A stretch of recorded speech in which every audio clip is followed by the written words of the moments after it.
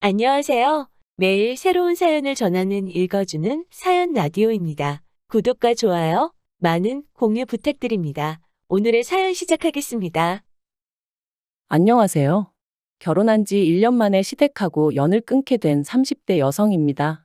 그나마 남편은 제 편이라서 일단 이혼은 면했지만 그래도 여전히 속에서 우라가 치밀어 오르는 걸 견딜 수가 없네요. 친정 부모님도 살면서 이런 경우는 처음 보신다며 기가 막힌다고 이게 사기 결혼이 아니면 뭐가 사기 결혼이냐며 분을 삭히지 못하고 계시고요. 정말 남편만 아니면 고소라도 하고 싶은 심정입니다. 남편하고는 제 나이 31, 남편 나이 33의 지인의 소개로 만났습니다. 당시 저는 하나둘씩 결혼하고 출산하는 친구들을 보면서 조금씩 조바심을 느끼고 있었고, 남편은 시부모님께서 언제 결혼해서 자리 잡고 아버님 회사를 물려받을 거냐며 시쳇말로 하도 쪼아대셔서 나온 자리라고 했었죠. 아무튼 서로 사정이 어떻건 간에 만남 자체가 나쁘진 않았어요. 특히나 다른 건 몰라도 영화 이야기가 나왔을 땐 서로 시간 가는 줄 모르고 대화를 나눴을 정도니까요. 그리고 저희는 영화를 핑계로 누가 먼저랄 것 없이 다음 약속을 잡고 또 잡고 그렇게 만남을 이어가다가 자연스레 연인 사이로까지 발전할 수 있었습니다. 남편과 결혼 이야기가 나온 건 그렇게 사귀기 시작하고 꼬박 2년이 지났을 때였어요. 사실 남편과 만나기 시작하고 얼마 되지 않았을 무렵 아버님께서 뇌졸중으로 쓰러지셨는데 이후로 회복이 더뎌 온 가족이 많이 힘들어한다는 건 알고 있었거든요. 그러다 아버님께서 치매 증상까지 보이기 시작하신 이후로는 남편이 하루라도 빨리 결혼식을 올렸으면 하는 눈치였습니다. 온전한 정신이실 때 손주까지는 안겨드리지 못하더라도 최소한 아들이 장가가서 가정 꾸리고 사는 모습은 보여드리고 싶다면서 말이죠.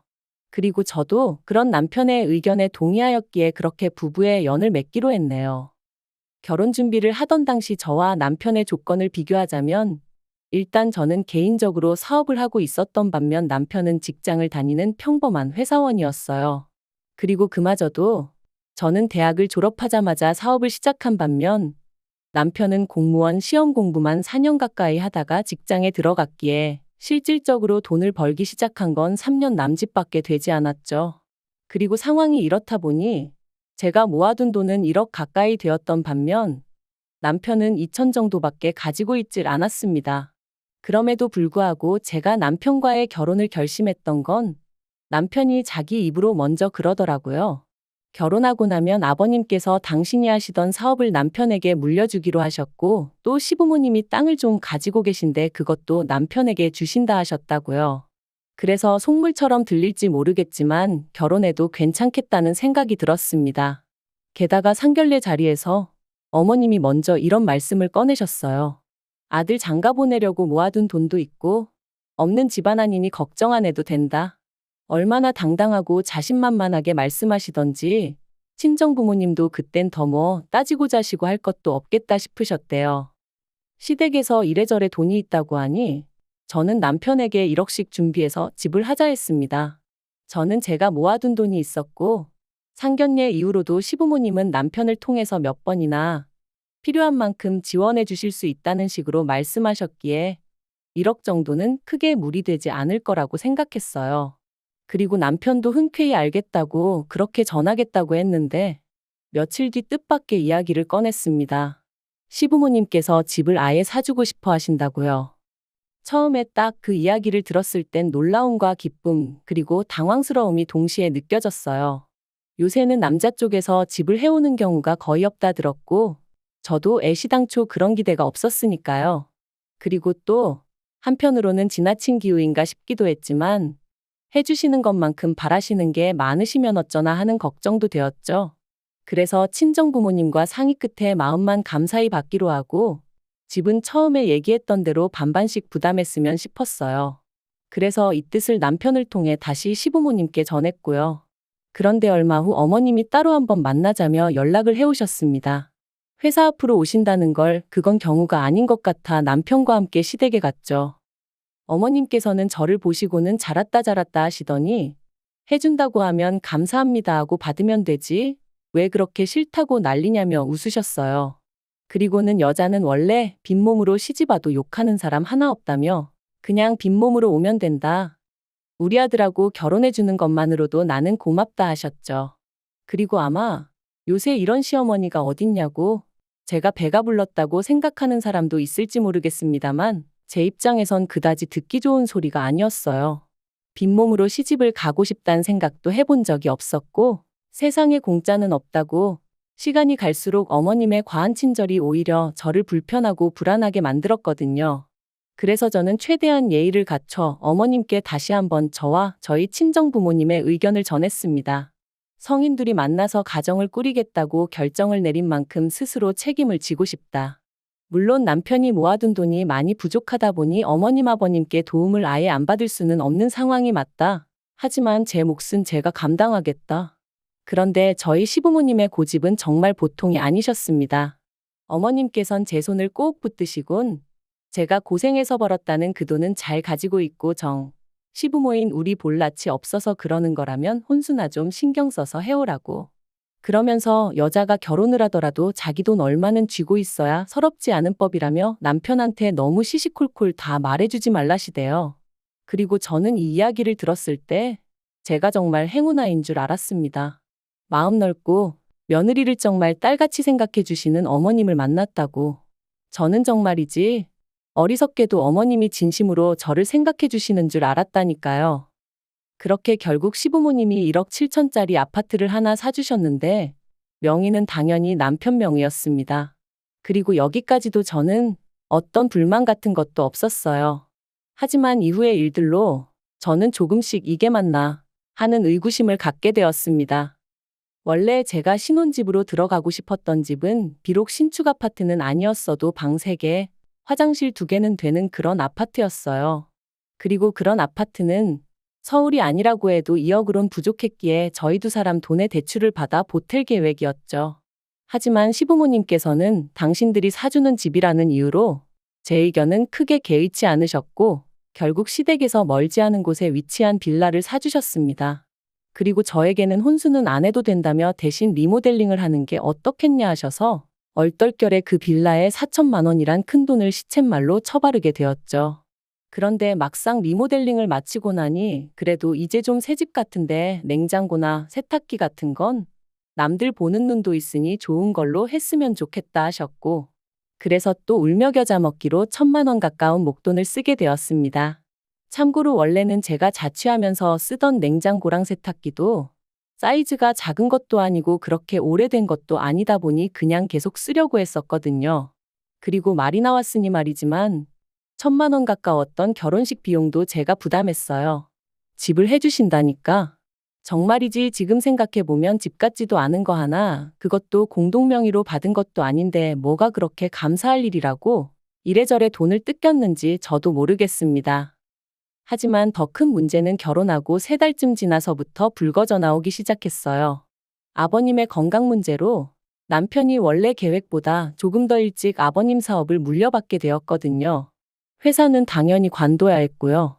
그런데 아버님이 하시던 사업이 무엇이라고 제가 여기다 밝히긴 어렵지만 직장인들이 월급 받듯이 매달 수익이 정산되는 구조가 아닌 거예요. 게다가 문제는 그뿐만이 아니었죠. 시부모님께선 당장 남편이 저한테 1원 한 푼 가져다 주지 못하고 있다는 사실을 뻔히 알고 계셨음에도 불구하고 매달 생활비와 용돈을 명목으로 100만 원씩 보내줄 것을 요구하셨거든요. 그리고 그 이유가 이게 다 당신들이 저희 집 사주느라 이렇게 된 거 아니냐며 그 소리를 듣는데 말 그대로 속이 터지더라고요. 누가 사달라고 한 것도 아닌데 먼저 돈이 있는 집이네 어쩌네 하시며 꾸역꾸역 사주겠다 하시고는 사주셔놓고 그 뒤 후폭풍은 우리더러 감당하라 하시니 아니 이것도 말이 좋아 우리더러지. 솔직히 당시 제 심정은 시부모님이 싼 똥 저 혼자 치우고 있는 기분이었어요. 저 혼자 멋빠지게 벌어서 그 돈으로 시부모님 뒷바라지하고 생활비 쓰고 말 그대로 나날이 한숨만 늘어갔네요. 그래도 제가 참고 견딜 수 있었던 건 보통 10월이면 그의 수익이 정산된다 했고 그러면 숨통이 좀 트이겠구나 싶었기 때문이에요.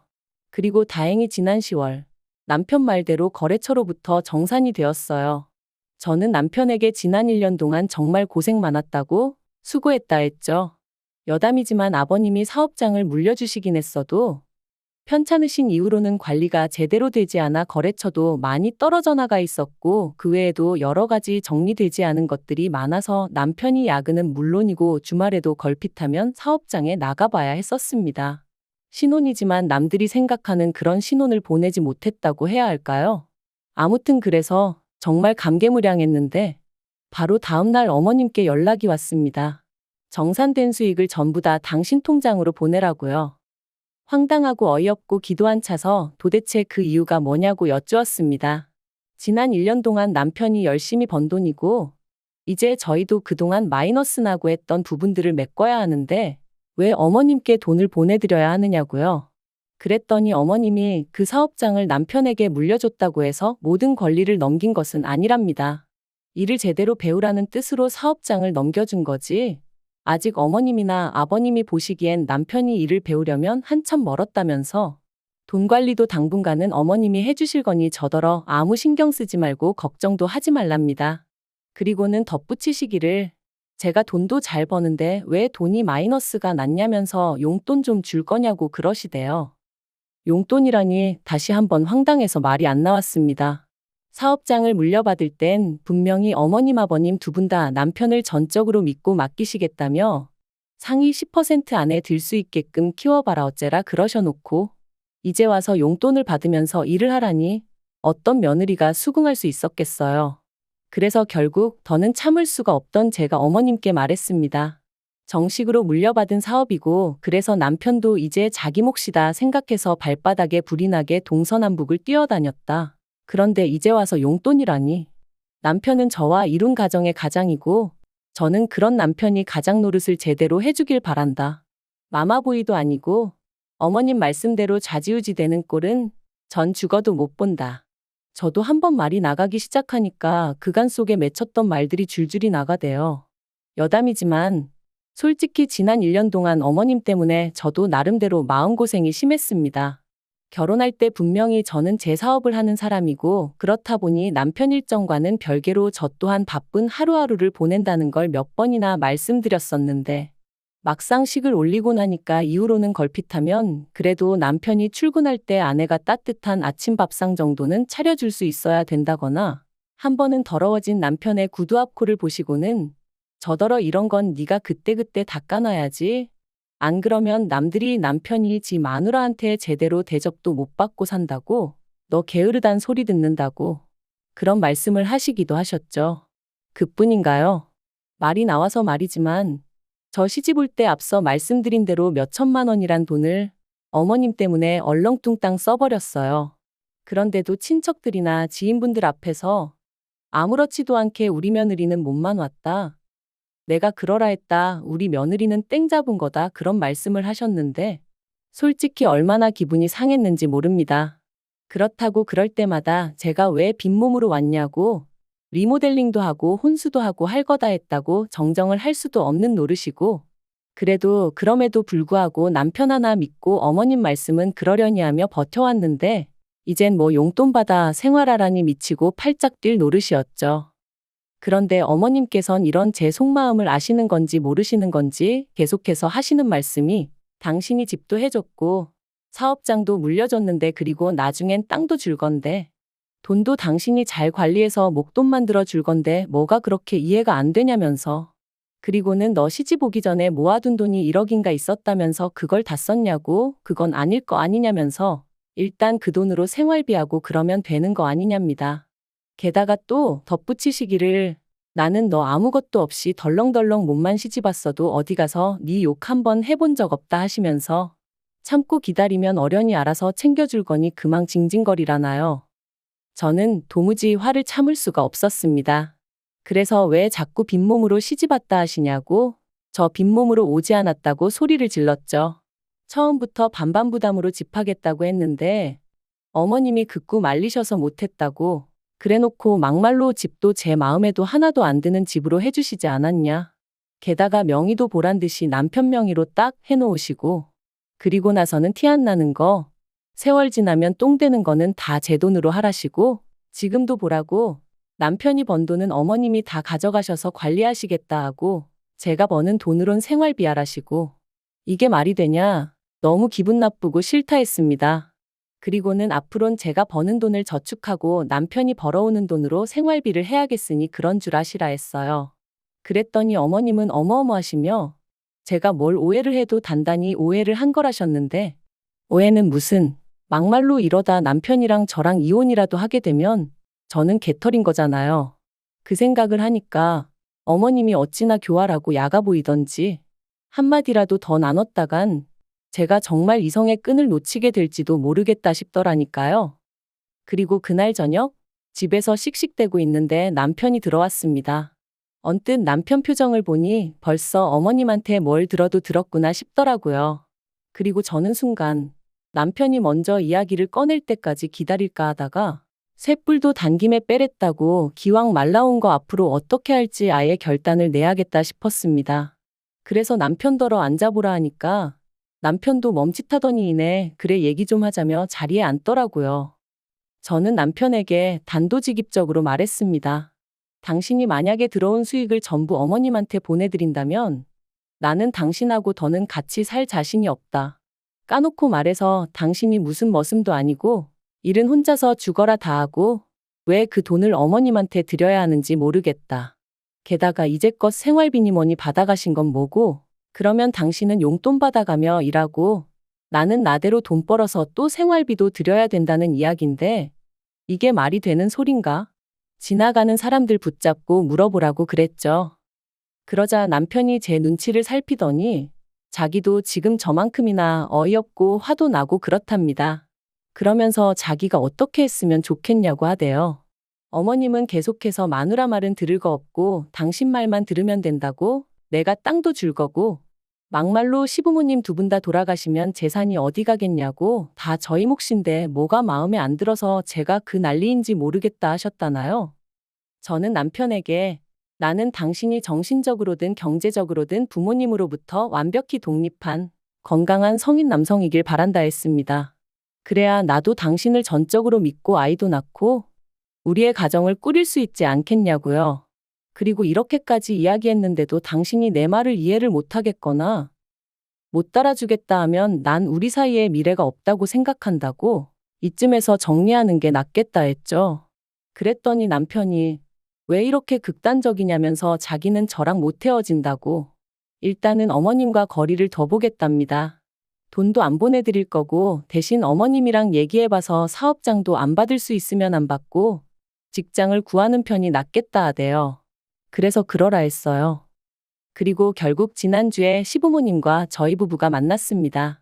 물론 아버님은 치매로 인해서 대화의 일부는 이해하셨다가 또 금세 까먹으시고 그래서 따지고 보면 어머님과 저희 부부만 이야기를 나눈 거긴 한데 아무튼 어머님은 남편이 사업장은 물려받지 않겠다, 땅도 받지 않겠다 하니까 어떻게 그럴 수가 있냐며 눈물을 보이셨습니다.